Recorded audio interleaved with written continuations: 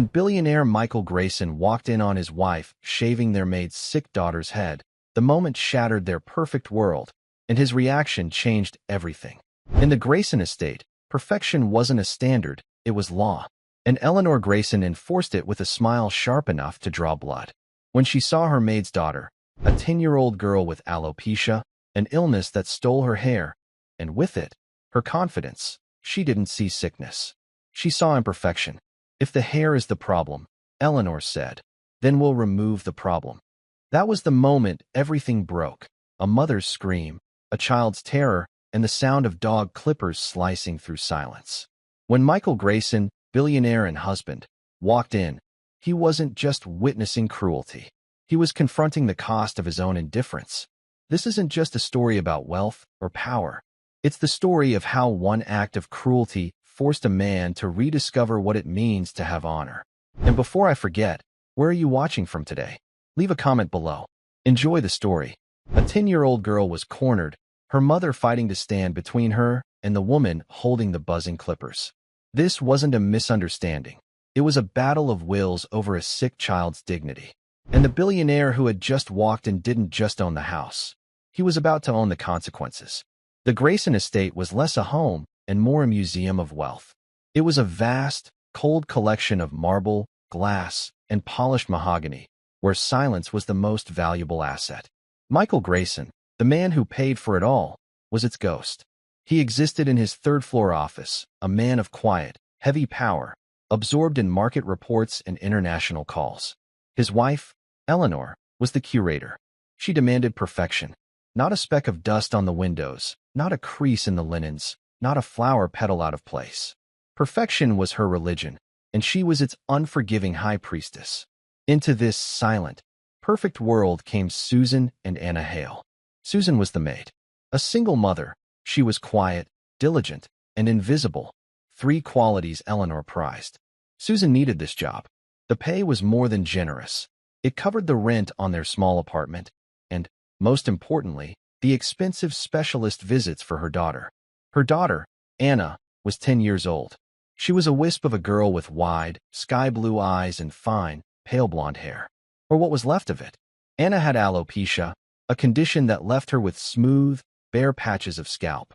She hid her hair loss with a collection of soft, colorful knit caps, her small, constant shield against the world.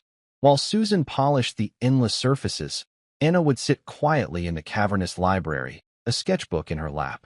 She wasn't allowed to touch the books, but she was allowed to be silent. She drew pictures of birds, of trees, and most often, of a young man in an old-fashioned soldier's uniform. In her backpack, she kept her only true treasure, a heavy, dark bronze medal nestled in a worn velvet box. It had belonged to her great-grandfather, a man her mother spoke of with a quiet, fierce pride, a man who had fought in a frozen, forgotten war. Eleanor Grayson did not like the knit caps. Susan, it's unsanitary, Eleanor had said a week ago, her voice cutting through the kitchen's quiet. She didn't look at Susan. She inspected a crystal glass for streaks. I'm sorry, ma'am, Susan said, her hands pausing in the sink. She has a medical condition. With her scalp, the doctor says it's best to. I am not interested in her doctor, Eleanor cut in. I am interested in the standards of my home. That hat is casual. It's sloppy. She looks like a street urchin. She's just a child, Susan whispered, her throat tightening. She is an employee's child, Eleanor corrected. It's a privilege for her to be here. See that she looks the part. Susan, desperate, had tried to comply. The next day, she spent an hour she didn't have tying Anna's thin blonde hair with a silk ribbon. It was a painful, delicate process, trying to cover the barest patches. It only made it worse. The ribbon drew attention to what it was trying to hide. When Eleanor saw her, her lips thinned into a single, hard line. This is worse. You're just decorating the problem. It's unsightly. That afternoon, Michael Grayson made a rare appearance downstairs. He was on his way to the garage, a phone pressed to his ear, when he passed the library. He paused. He saw the small, blonde girl in the oversized leather chair. He saw her sketchbook. He rarely spoke to the staff, let alone their children. But something made him stop. His own father had been a Marine, a hard man, a man who respected history. Anna froze, terrified she was in trouble. Michael nodded at her sketchbook. Who is that you're drawing? Anna's voice was barely a whisper. My great-grandpa. He was a soldier. She pointed to the velvet box on the table beside her. Michael's eyes fixed on it. He didn't touch it, but he recognized the shape. He recognized the faded blue and white ribbon. He was a brave man, Michael said, his voice quiet. He looked at Anna, truly seeing her for the first time. He noticed the knit cap she was wearing that day. He nodded, then continued on his way, the phone call long forgotten. Anna never forgot that. It was the first time a man, other than her doctors, had looked at her with simple, quiet respect. 2 days later, Eleanor decided to solve the problem. She was hosting a major charity luncheon on the weekend. The thought of that girl, that mess, walking around was intolerable. She found Susan in the downstairs utility room, organizing cleaning supplies. We are going to fix this, Susan. Permanently. Ma'am. The girl. Anna. Her hair. Eleanor's eyes were bright, decisive. If the hair is the problem, we will remove the problem. It's the only way to be truly clean. I don't understand, Susan said, though a cold dread was already spreading through her. Eleanor opened a steel cabinet. She pulled out a black plastic case, the kind used for grooming the family's 2 show poodles. She set it on the counter and opened it. Inside, nestled in foam, were a set of gleaming electric clippers. Susan's blood turned to ice. No, it's the perfect solution, Eleanor said, as if discussing a stubborn stain. It will be neat. Uniform. Hygienic. No, absolutely not, Susan said, her voice shaking but firm. She stepped in front of the cabinet. You are not touching my daughter.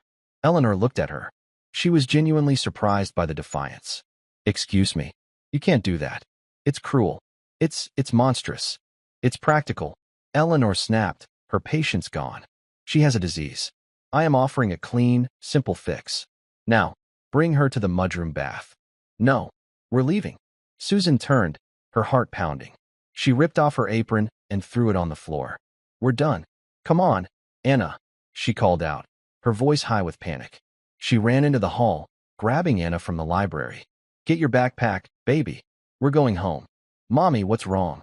Anna's eyes were wide, seeing her mother's terror. Susan. Eleanor's voice echoed from the hall. She was standing at the mudroom entrance, blocking their path to the service door.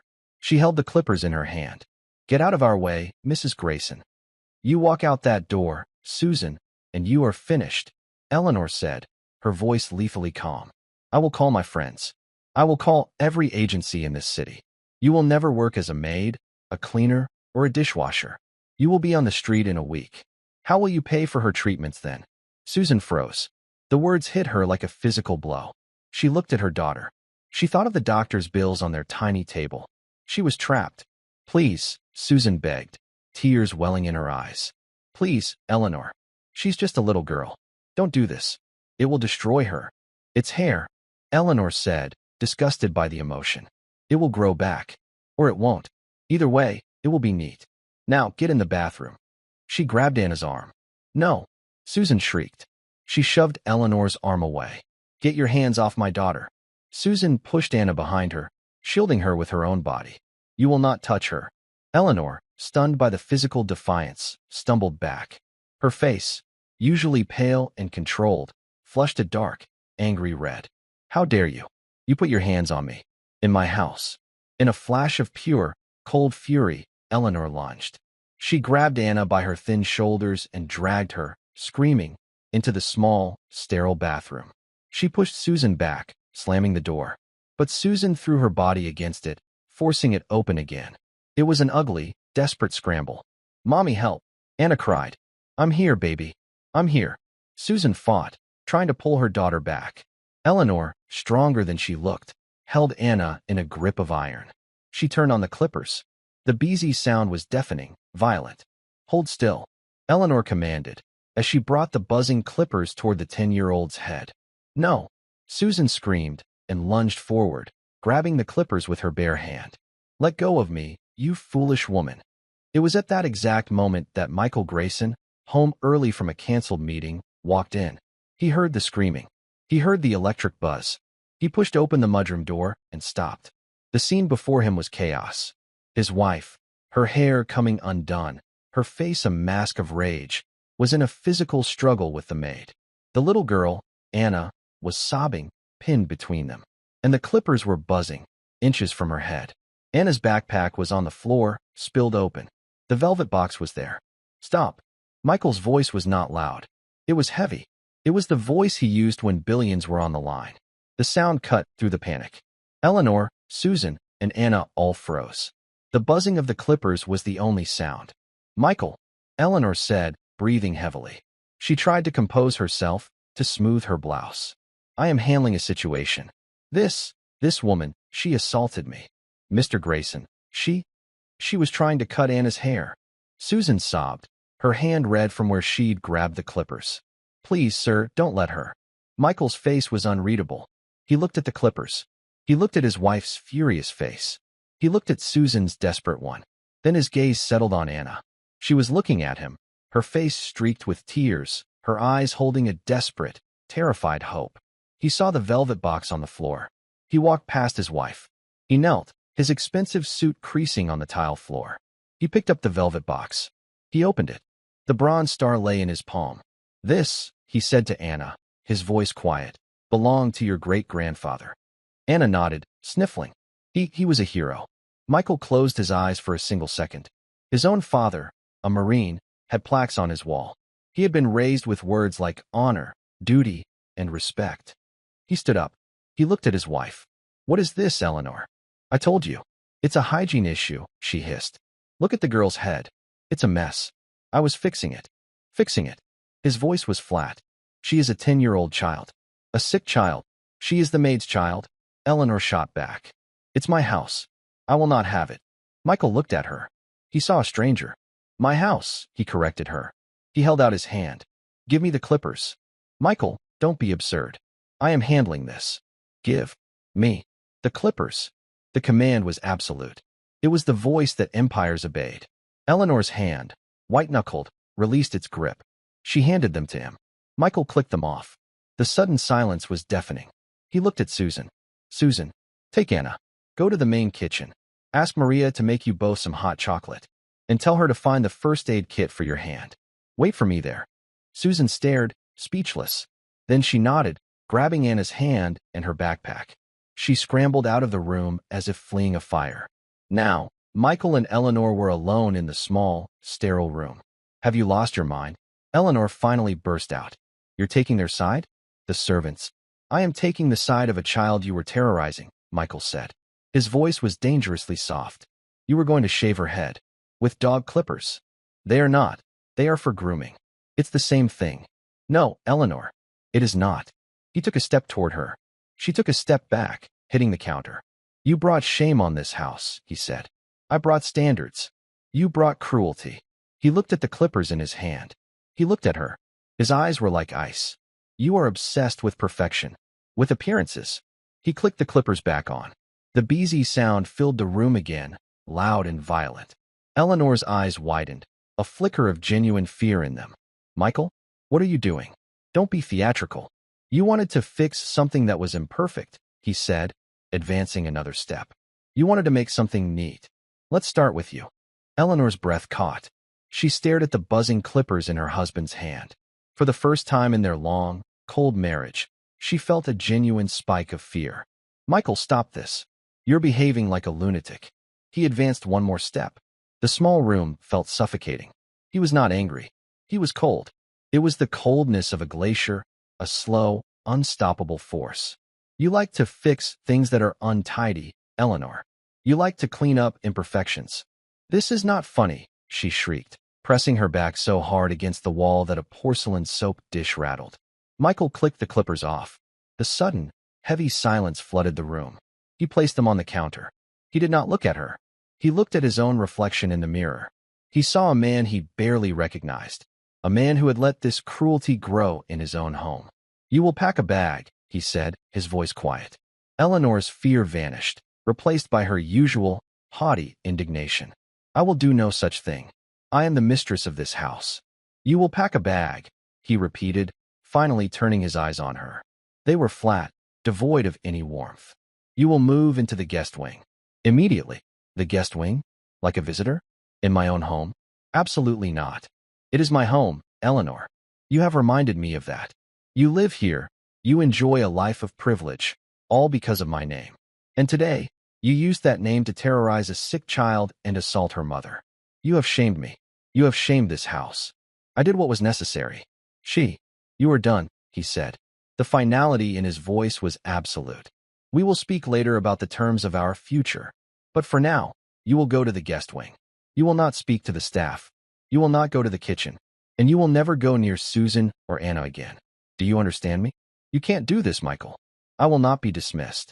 I am not dismissing you, he said. I am containing you. You are a problem. I am handling the problem. Go. Now. Eleanor stared. She saw he was not negotiating. Her power in this house was a complete illusion. It was his. It had always been his. Her face hardened into a mask of pure, cold fury. Without a word, she straightened her blouse, turned, and walked out of the bathroom. Her steps were rigid, her head held high, defeated but defiant. Michael stayed in the small room for a long moment. The faint, metallic smell of the clippers hung in the air. He leaned on the counter, his large hands gripping the marble edge. He thought of his father. He thought of the metal. He felt a profound, heavy shame. The main kitchen was in a separate wing. It was a vast, warm room that smelled of baking bread and rosemary. It was the only room in the house that felt alive. Maria, the head housekeeper and cook, was a stout woman in her late 60s with kind eyes and capable hands. She was wiping down a copper pot when Susan and Anna burst in. "Maria, please," Susan sobbed, her composure breaking. She was shaking. We have to go." Maria's eyes went wide. She saw Susan's red, scraped hand. She saw Anna's tear-streaked face. "Good heavens, child. What happened? What did she do to you?" Maria was one of the few who dared to call Mrs. Grayson she. She tried to cut Anna's hair," Susan whispered, and the confession made her nearly collapse. "I tried to stop her. Mr. Grayson, he came in. He sent us here." Maria's lips pressed into a thin line. She had seen Eleanor's casual cruelty for years, but never this. "That woman. She is ice. Here, sit. Sit down." Maria bustled over, grabbing a clean dish towel. She ran it under cold water and gently wrapped it around Susan's hand. "This is a bad scrape, Susan. You grabbed it." Susan nodded, wincing. "I didn't want her to touch Anna." "You did right," Maria said fiercely. She turned to Anna, who was standing by the door, trembling. "And you, Mija. Come. You are safe here." Maria poured a large mug of milk, added a heavy spoonful of cocoa, and put it in the microwave. She set the warm mug in front of Anna, along with 2 cookies. "You drink this. No one will bother you here." Anna wrapped her small, cold hands around the mug. She looked at her mother. Susan was sitting at the massive wooden staff table, staring into space. Her mind was racing. "He sent us here. But why? To fire us quietly? To make sure we don't sue? He saw me shove her. He saw me grab the clippers. He'll say I'm unstable. We have to leave. I have to get Anna and run." She was half risen from her chair when the kitchen door swung open. It was Michael Grayson. Susan froze. Maria, who had been bustling by the sink, turned and stood still. Michael looked out of place in the warm, domestic kitchen. His suit was perfect. His face was heavy with exhaustion. He looked at the scene. He saw the first aid kit on the table. He saw the half-empty mug of cocoa. His eyes met Susan's. She looked terrified, like a deer about to bolt. "Sir," Susan stammered, standing up. I will get our things. We are so sorry. We will be gone in 5 minutes." "Sit down, Susan," Michael said. His voice was not unkind. "Please." Susan hesitated, then sank back into the chair. Michael looked at Maria. "Maria, would you please call my driver? Tell him to bring the sedan around. I want him to take Susan to the private clinic in town. Her hand needs to be properly x-rayed and bandaged." Maria's eyebrows shot up. "Yes, sir. Right away." She hurried out to the hall phone. Michael was alone with the mother and daughter. He pulled out a heavy wooden stool from under the counter. He sat down at the table with them. It was the first time in Susan's 2 years of employment that a Grayson had ever sat at the staff table. He looked at Susan. "First, I want to offer my deepest, most profound apology. What happened in this house, what my wife did, it was an outrage. It happened under my roof. The ultimate failure is mine. I am deeply sorry." Susan stared, speechless. Tears welled in her eyes, but these were not tears of fear. They were tears of shock. Michael then turned his full attention to Anna. His stern features softened. "Anna," he said gently, "your backpack. It's spilled in the hall. I brought this for you." He reached into his suit pocket and pulled out the worn, velvet box. He placed it on the table. "May I?" he asked. Anna nodded. He opened the box. He picked up the heavy bronze star, the sunlight from the kitchen window catching its dark metal. "My father was a Marine," Michael said, his voice quiet, distant. "He was a very hard man. But he taught me about honor. He taught me that there are people who wear fancy clothes, and there are people who have character. Your great-grandfather," he said, tapping the metal. "He had character. He had honor." He looked at Anna. "That makes you the relative of a great man. It makes you a person of distinction. You have nothing, ever, to be ashamed of." He looked at the fine, thin blonde hair. "Your mother said you have a medical condition." Susan finally found her voice. "Alopecia, sir. We see a specialist. But it's very expensive. And they say there isn't much to be done." Michael nodded, his mind already working. He was a man who solved impossible problems. "There are always things to be done. I am not a doctor, but I know the best ones in the world. I am going to make some calls." "Sir, you don't." Susan started, overwhelmed. "You don't have to do that." "Yes," Michael said. "I do." He looked back at her. "Maria will show you to one of the main guest suites. You and Anna will stay there." "Sir, no. We can't. That's for guests." "You are my guests," Michael said, his voice firm. "You are not staff. Not today. You are guests of this house, and you are under my personal protection. Your job is secure. Your safety is secure. We will find Anna the best care. That is my promise." He stood up. He gently pushed the velvet box toward Anna. "Hold on to that. It's important." He walked to the door. He paused, his hand on the handle, and looked back at Susan, who was now crying openly into her hands. "Get your hand looked at, Susan. That's an order." He left. Susan looked at Anna. Anna looked at her mother. A small, watery smile crept onto Anna's face. She picked up the cookie and took a bite. For the first time since she had set foot in this house, the 10-year-old girl felt truly, completely safe. Maria returned to the kitchen a few moments later, her face a mixture of shock and quiet satisfaction. "Mr. Grayson's driver is waiting at the front entrance, Susan. Not the service door. The front one." Susan nodded, her mind numb. She felt like she was in a dream. I can't leave Anna," she stammered. "I will watch her, Mija," Maria said, placing a firm hand on Susan's shoulder. "I will take you both to the Rose Suite.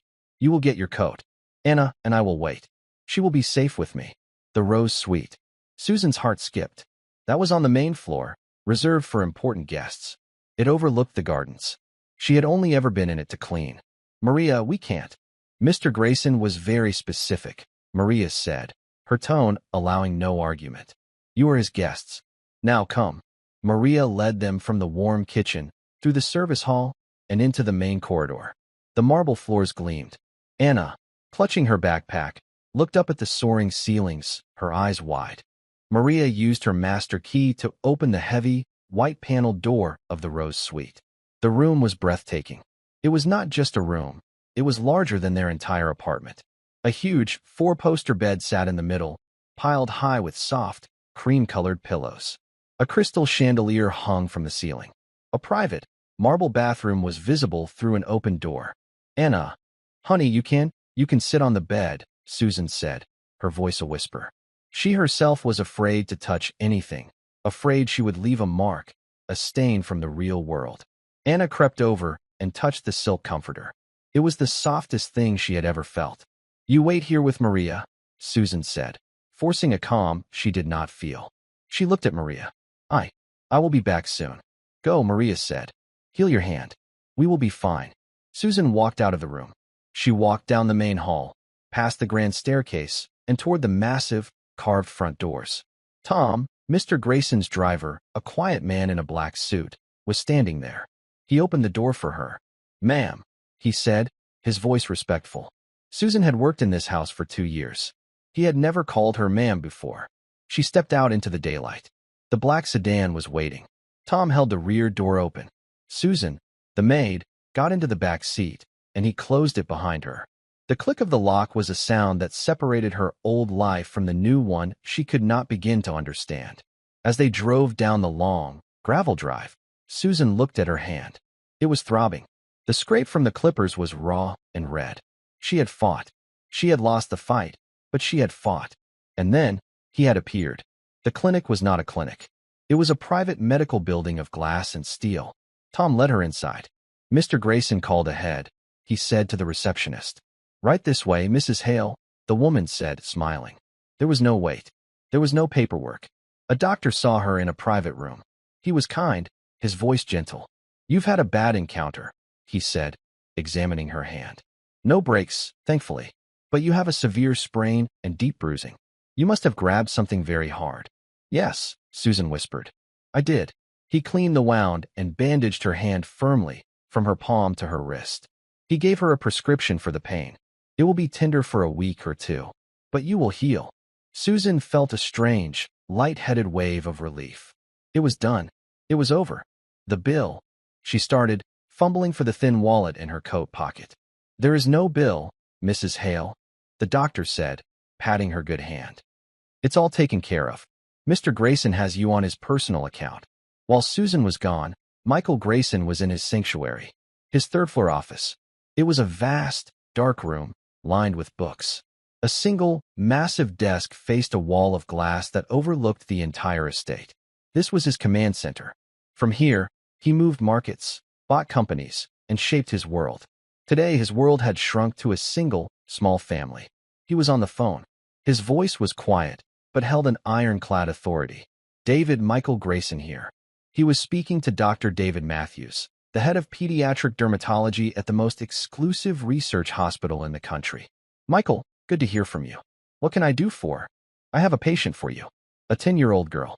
Anna Hale. Her mother works for me. He paused. The case is sensitive. She has alopecia. It's causing her significant distress. And it has been aggravated. Aggravated how? David asked. Michael closed his eyes. He saw the clippers. He saw his wife's face. Aggravated by an act of profound cruelty. The girl is traumatized. I need her to see the best. I need her to see you. Of course, Michael. Send me her files. We'll set up a consultation.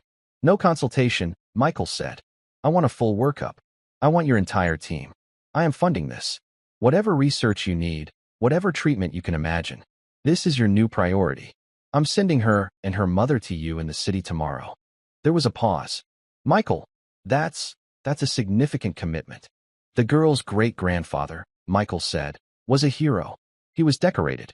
The family has honor. The girl is being treated poorly. I will not have it. I understand, Dr. Matthews said, his voice changing. He understood. This was not a simple favor. This was a mission. I'll clear my schedule for the afternoon. Thank you, David, Michael said. He hung up. He pressed another button on his console. This call was to his personal assistant, a man named George. George, Michael said, I have a research project for you. I need you to find a service record. The name is Hale. I don't have a first name. He was a war veteran. Army. He received a Bronze Star. He is the great-grandfather of a current employee, Susan Hale. I need to know everything about him. I want the file on my desk by morning. Yes, Mr. Grayson. It will be done. Michael swiveled his chair to look out the window. He could see the black sedan pulling back up to the front entrance. Susan was getting out. He felt the heavy weight of his father's expectations. You don't just protect your money, son. You protect your people. A man's only as good as his honor. He had failed. His wife had acted as a tyrant, and he had been a ghost. No more. In the Rose Suite, Anna sat on the massive bed. Maria had brought her a tray with a small sandwich and a glass of apple juice. You eat, Mija, Maria said softly. Your mama will be right back. Anna nibbled on the sandwich. She didn't feel hungry. She felt strange. The room was beautiful. It was quiet. No one was yelling. She took her sketchbook from her backpack. She opened it to a blank page. She took out the velvet box and set it on the nightstand. She looked at the metal. Then she began to draw. She drew her great-grandpa. This time, she didn't draw him in his uniform. She drew him standing tall, one hand on her shoulder. He was smiling. When Susan returned, her hand wrapped in a clean, white bandage, she found her daughter asleep. Anna was curled on top of the silk comforter, her sketchbook still open beside her. Susan stood for a long time, just watching her sleep. The fear was finally starting to fade. It was replaced by a deep, bone-weary exhaustion, and something else. A small, fragile flicker of hope. She looked at the velvet box. She looked at her daughter. She looked at the bandaged hand that had tried to stop the clippers. He called him a hero, she whispered. She felt a tear slide down her cheek. My grandpa. He knew. She sat in a plush armchair by the window. She did not sleep. She watched the sun set over the perfect, manicured gardens. And for the first time in years, she felt like she might be able to breathe. Across the house, in the guest wing, Eleanor Grayson was on her own phone. The wing was just as luxurious as the Rose Suite. But to her, it was a prison. She was speaking to her lawyer. He's moved the maid into the house, Arthur. Into the Rose Suite. The one I decorated. Her lawyer's voice was cautious. Eleanor, moved in could mean many things. Are you sure? He told me to pack a bag. He's exiled me. For them. Her voice was a low, venomous hiss. He's siding with the servants. He looked at me. He looked at me like I was dirt. Eleanor, this is a delicate domestic situation. What do you want me to do? I want you to fix this. I am Mrs. Michael Grayson. I am not some prisoner. And that charity luncheon is on Saturday. It's vital. I will not be humiliated. I will look into the legalities of his request, Arthur said. But Michael is a very powerful man. Be careful.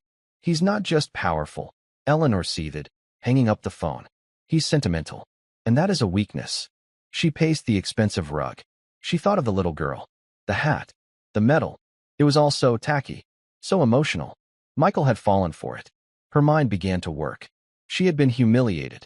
She had been displaced. This would not stand. If Michael wanted to champion the maid, she would find a way to remove the maid. She picked up the phone again. This time, she called a private investigator she had used once before to check on a nephew's fiancé. Mr. Norris, she said, her voice smooth as silk. I have a small project for you. A new employee of my husband's. A maid. Susan Hale. I want to know everything. Where she lives. Who she knows. Any problems she might have. I want it all. The next morning, Susan woke with a start. For a disorienting second, she didn't know where she was. The ceiling was impossibly high.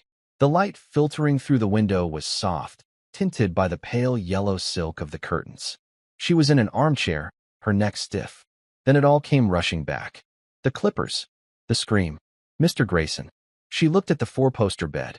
Anna was still asleep, buried in a mountain of white pillows, her small face peaceful. Her backpack was on the floor, the velvet box placed carefully on the heavy, polished wood nightstand. Susan looked at her own bandaged hand. It was real. All of it. A soft knock came at the door. Susan jumped, her heart pounding. She half expected to see Eleanor, her face twisted in rage. Come in, she whispered. The door opened, and Maria entered. She was not in her usual work uniform. She was carrying a silver tray. Good morning, Maria said, her voice warm. I thought you two might like breakfast in your room. Not the staff meal. On the tray were scrambled eggs, fresh fruit, and small pastries. There was a pot of coffee for Susan and a glass of orange juice for Anna. Maria, you don't have to do this, Susan said, overwhelmed. Mr. Grayson's orders, Maria said, setting the tray on a small table by the window. He was very clear. You are to be treated as family. And, she leaned in, her voice dropping to a conspiratorial whisper. Mrs. Grayson has been relocated to the guest wing. She is not to be disturbed. Or, I think, to disturb anyone else. Susan's jaw dropped. He moved her? He did. Maria's face was a perfect, professional mask, but her eyes were dancing. Now, he also said that a car will be here at 10 o'clock. It's to take you and Anna into the city. The city? A doctor's appointment. For Anna. He said he has arranged for the very best. Susan simply nodded. It was too much to take in. The best. What did that even mean? At 9 a.m., Michael Grayson was in his office. He had been there since 5. A fresh, black coffee sat untouched on his desk. His assistant, George, a thin, impeccably dressed man in his late 50s, entered the room. He placed a single, slim folder on the desk. You were correct, Mr. Grayson. The name is Thomas Hale, Susan Hale's paternal grandfather, which would make him Anna's great-grandfather. Michael opened the folder. He didn't look at George. His eyes scanned the first page. It was a summary of a military service record. Tell me, Michael said. Thomas Hale, U.S. Army, 7th Infantry Division, George recited, his voice flat. Served in the Korean War. His unit was part of the Chosen Reservoir Campaign. A brutal engagement, sir. Extreme cold. Overwhelming enemy numbers. Michael knew the history. His own father had served in Korea. He had called the men who survived Chosen ghosts and giants. He was awarded the Bronze Star, George continued. I saw the medal, Michael said. Yes, sir. But the initial award was a Bronze Star. It was upgraded after he was repatriated from a prisoner of war camp. Michael's head snapped up. He was a POW? Yes, sir. For 2 years. It seems his commanding officer was killed in action, and the recommendation paperwork was lost. It was resubmitted upon his release. George turned a page. This is the citation for the upgrade. It's from his new CO. Michael took the paper.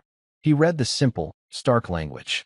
For extraordinary heroism on November 28, 1950. Private Hale, despite being wounded by shrapnel, refused evacuation. He remained at his machine gun post for 6 hours under constant enemy assault, allowing the rest of his platoon to withdraw to a new defensive line. He was captured at his post, having exhausted his ammunition. His actions are credited with saving the lives of at least 22 men. Michael put the paper down. His hand was shaking slightly. This wasn't just a soldier. This wasn't just a hero. This was a man who had held the line. A man who had sacrificed himself for his unit. A man who had endured a prison camp. He thought of his own father, who had spent his entire life valuing grit above all else. His father would have considered Thomas Hale a legend. And this man's great-granddaughter, a small, sick child, had been terrorized in his own house. By his own wife. Over a hat. George, Michael said, his voice thick. Sir, find out where Thomas Hale is buried. And find out the status of his family's benefits. See if his widow, or anyone, is receiving what they are owed. I want a full report. Yes, Mr. Grayson. And George, cancel my meetings for today. All of them. Sir, the Tokyo delegation. Cancel them. George nodded. He knew this tone. When Michael Grayson went on a mission, the world stopped. George quietly left the office. Michael picked up the citation again. Saving the lives of 22 men. He whispered. He looked out the window. I can't save him, but I can save her. The drive to the city was a silent blur. Susan and Anna sat in the back of the black sedan. Anna had her sketchbook in her lap, but she wasn't drawing. She just looked out the window at the tall buildings. The clinic was a gleaming tower of glass that seemed to touch the sky. It was a research hospital, the name carved discreetly in stone by the entrance. A woman in a crisp suit met them in the lobby. Mrs. Hale? Anna? I'm Sarah, Dr. Matthews' assistant. We've been expecting you. She led them up a private elevator to a quiet, carpeted floor that looked more like a hotel than a hospital. They were shown into an office. Dr. David Matthews stood up. He was a kind-looking man with gray hair and a warm smile. He wasn't wearing a white coat. He wore a simple button-down shirt. He didn't speak to Susan. He knelt, just as Michael Grayson had. He spoke directly to Anna. You must be Anna, he said, his smile genuine. I'm David. It's a pleasure to meet you. Anna, shy, hid behind her mother. I heard something about you, Dr. Matthews said. I heard you're a very talented artist. Is that true? Anna peeked out. She nodded slowly. Well, I'm a bit of a doctor, he said. And my job is to try and help your scalp feel better. Is that okay with you? Anna nodded again. Good. We're going to run a few tests. It's mostly just looking, maybe taking a picture with a special camera. Nothing will hurt. I promise. For the next hour, Anna was treated with a gentleness she had only ever known from her mother. Dr. Matthews was patient. He explained everything. He called the special microscope a magic magnifying glass. He let Anna look through it herself. See, he said, your head is healthy. Your skin is strong. But these little things here, he pointed, the follicles, they're just asleep. Our job is to see if we can wake them up. After, he sent Anna with a nurse, who he called a paint specialist, to an art therapy room to draw what she saw. Then, he sat with Susan. Mrs. Hale, Susan, your daughter has alopecia areata. You know this. It's an autoimmune condition. Her body is mistakenly attacking her hair. They said it was because of stress, Susan whispered. Stress can be a trigger, yes, Dr. Matthews said. But it's not the cause. This is not her fault. And it is not your fault. Do you understand? Susan felt a pressure in her chest release. She nodded, tears welling. What Mr. Grayson told me about the recent trauma, That could certainly cause a new flare-up. It's clear she's under a great deal of emotional strain. What can we do? Susan asked, her bandaged hand gripping her knee. Mr. Grayson has authorized us to be aggressive. In the best way. We have a new topical treatment. It's in trial, but the results for children are remarkable. It's not a cure, but it can teach the body to stop fighting itself. He explained the process. It was a simple cream applied daily. No needles. No harsh pills. But, he said, leaning forward, that's only half the battle. The hair isn't the real problem, is it? It's the cruelty she's faced. The shame. Susan's breath hitched. We have the best child psychologist in the city on this floor. Dr. Evans. I'd like Anna to start seeing her. We treat the body, and we treat the heart. Mr. Grayson has insisted on it. He's covering everything. Susan finally broke. The fear, the relief, the sheer, crushing weight of this kindness. She put her head in her hands and wept. At that same moment, in the prison of the guest wing, Eleanor Grayson's phone vibrated. It was Mr. Norris, the private investigator. That was fast, Eleanor said, her voice sharp. You pay for speed, Mrs. Grayson. I got what you need. And Susan Hale. Single mother. No criminal record. Pays her rent on time. No drug use. No gambling. She's clean. Eleanor's heart sank. Nothing? She must have something. I didn't say that, Norris said, and Eleanor could hear the smirk in his voice. She's clean now. But 3 years ago? Different story. She was a housekeeper at the Westford Hotel downtown. Yes? Go on. She was fired. Terminated for cause. What cause? Eleanor said, a thrill running up her spine. Theft. A guest, a wealthy woman, reported a diamond watch missing from her suite. She said Susan was the only one who had access. The hotel investigated. They didn't press charges. The guest didn't want the publicity. But they fired Susan on the spot. She signed a non-disclosure agreement to get her last paycheck. Eleanor's mind raced. It was perfect. She's a thief, Eleanor whispered. A common, low-class thief. And now she's in my house, in the Rose Suite, manipulating my husband. Looks that way, Norris said. I'm sending you the full report. The name of the guest, the hotel manager's report. It's all there. Good, Eleanor said, a slow, cold smile spreading across her face. Excellent work, Mr. Norris. She hung up the phone. She looked at her reflection in the gilded mirror. Michael thought he was so honorable, so sentimental. He had moved a thief into his house. He was paying for her child's art therapy. He had called her a problem. Oh, Michael, she said to her reflection. You have no idea what a problem looks like. But you're about to. She picked up her phone. She didn't call her lawyer. She called the society editor for the City Chronicle. The next morning, the house was still. Michael Grayson sat in his third-floor office. The sun was rising, casting long shadows across his desk.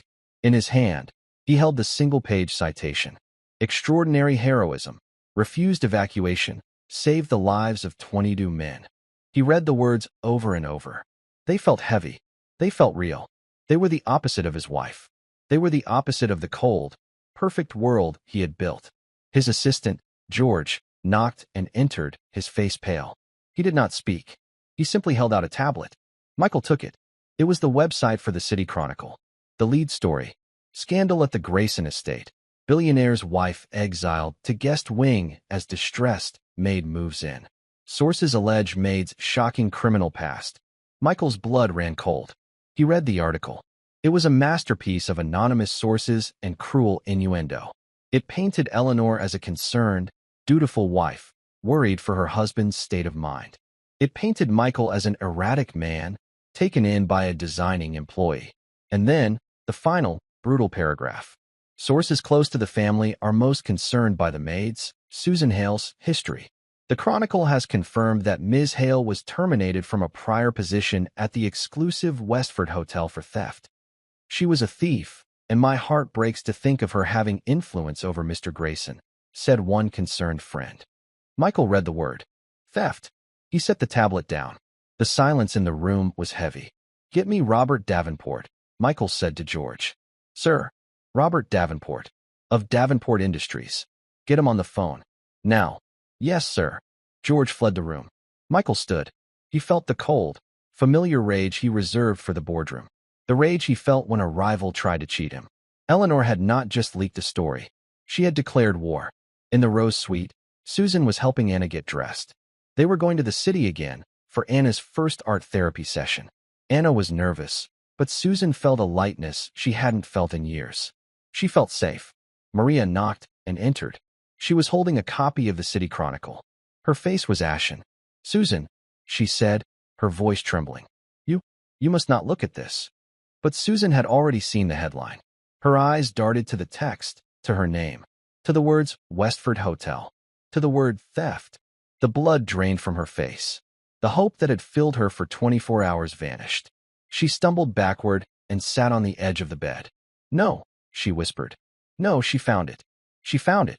"Found what?" Maria asked, rushing to her side. I. Susan couldn't breathe. This was the secret she had carried for 3 years. The shame that had kept her in line. The reason she had been so afraid of Eleanor. "Mommy," Anna asked, seeing her mother's terror. "Mommy, what's wrong?" Susan was back in that hotel office, the manager sliding a paper toward her. "Sign this. Just say you mishandled property, or we call the police." She was going to be sick. The door to the suite opened. Michael Grayson stood there.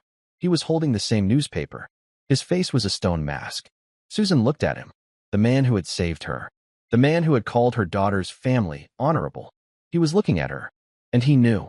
"Mr. Grayson," she whispered, tears streaming down her face. I can explain. Please. I didn't steal it." Michael walked into the room. He looked at Maria.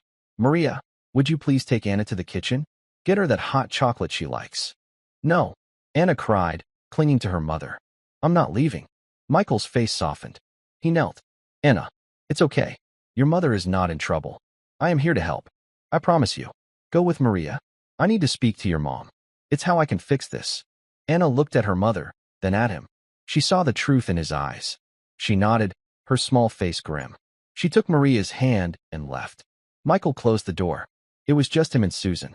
"Tell me," he said. His voice was not accusatory. It was quiet. Heavy. "Tell me what happened at the Westford Hotel." Susan took a shaky breath. She looked at her bandaged hand. "It was a watch," she said, her voice small. "A diamond watch. The guest, Mrs. Davenport, she left it on the nightstand, right by the glass of water. I was terrified it would get knocked off. So I picked it up, and I put it inside her jewelry box. On the dresser. I was trying to protect it." She looked at him, her eyes pleading. "When I came back, she was screaming. The hotel manager, security, they were all there. She said I stole her watch. I told them where I put it. The manager opened the jewelry box, and there it was." "Then what happened?" Michael asked. "Mrs. Davenport. She was so embarrassed. And she got angry. She said I must have been moving it to steal it. She said I only put it back because I got caught. The manager, he believed her. He said it was her word against mine. So they fired you. They threatened to call the police." Susan wept. "They said if I signed a paper, an NDA, and admitted I mishandled guest property, they would let me go. I had Anna. She was 7. I was a single mother. I couldn't go to jail. I couldn't. So I signed. The lie. I'm so sorry, Mr. Grayson. I'm not a thief. I'm not." Michael was silent for a long time. He looked at this woman, broken by a system designed to protect the rich from embarrassment. "You are not a thief, Susan," he said. Susan looked up, shocked. You believe me?" "I do." He pulled his phone from his pocket. "And I have proof." He pressed a button. It was a speakerphone call, already in progress. A man's gruff, older voice filled the room. "Was a mess, Michael. A complete mess. Julia, my wife, she was not well then. Hysterical. Lost her own watch. Blamed the maid. Found the watch. Still blamed the maid. It was disgusting." Susan's hand flew to her mouth. "I know, Bob," Michael's voice said.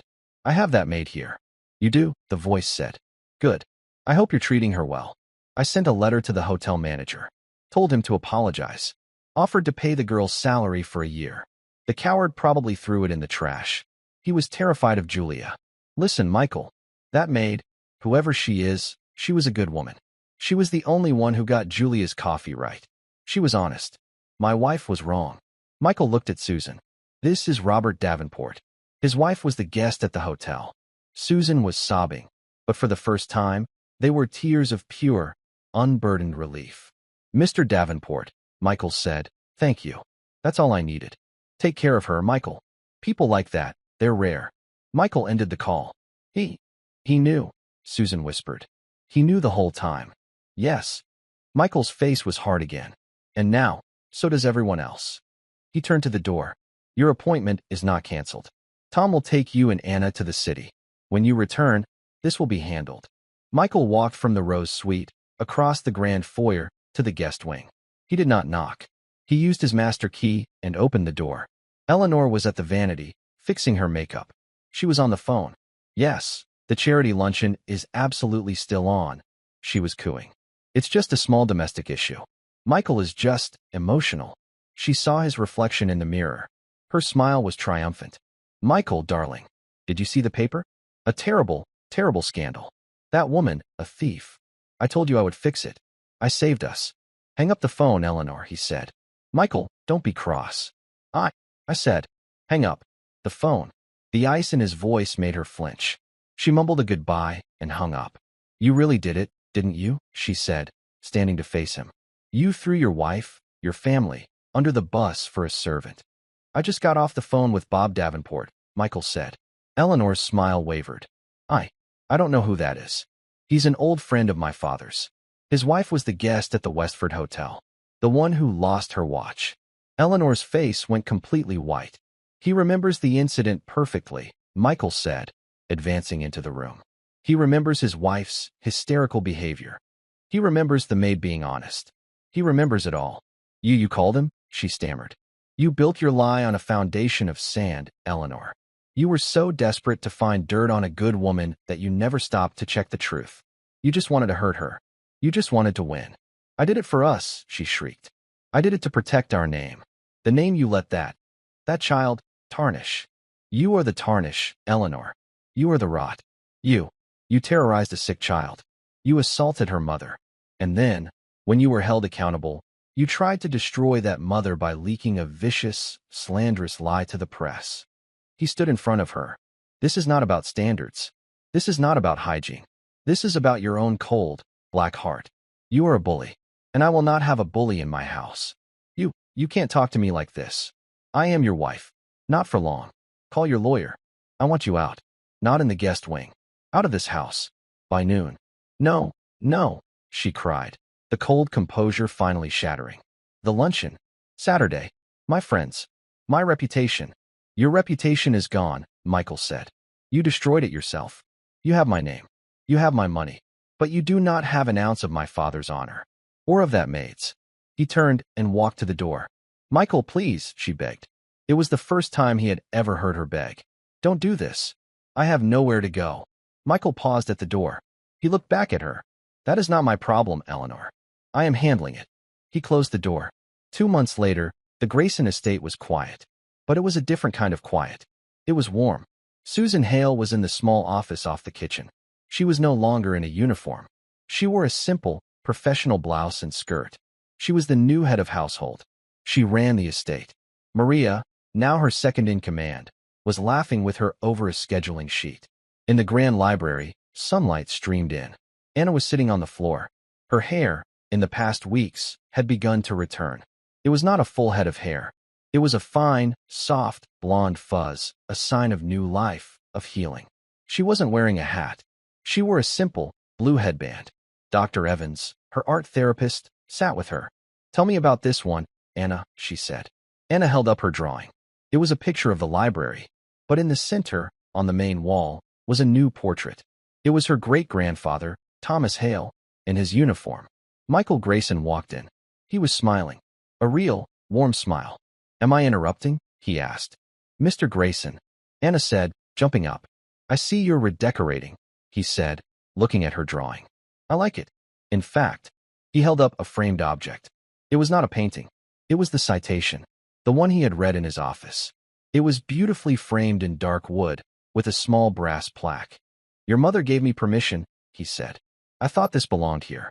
For everyone to see. Real honor. He hung it on the wall, in the center of the main bookshelf, where everyone who entered would see it. Anna walked up to it. She traced the glass over the words. Saving the lives of 22 men. He was a hero, she whispered. Yes, Michael said, his voice thick. He placed a hand on her small shoulder. And heroes come from heroes. Anna looked up at him. She looked at her reflection in the glass, at her own recovering head. She was not the maid's daughter. She was not the sick girl. She was the great-granddaughter of a giant. Michael watched her. He had walked in on an act of cold, silent power. He had seen a 10-year-old girl held down, her dignity being stripped away. He had changed the rules. And in doing so, he had found something he thought he'd lost. He had found his own honor. He had built a fortress, not of marble, but of kindness. And it was the strongest thing he had ever owned. And that's where we'll leave this story for now. I hope it gave you a moment to pause, to step away from the noise of the everyday, and just drift for a while. I'd love to know where this story found you. Maybe on your drive home, winding down after a long day, or just looking for something real. Share your thoughts in the comments. I read every one. And if you'd like to join me for the next story, liking and subscribing helps more than you think. Thanks for spending this time here. It means a lot.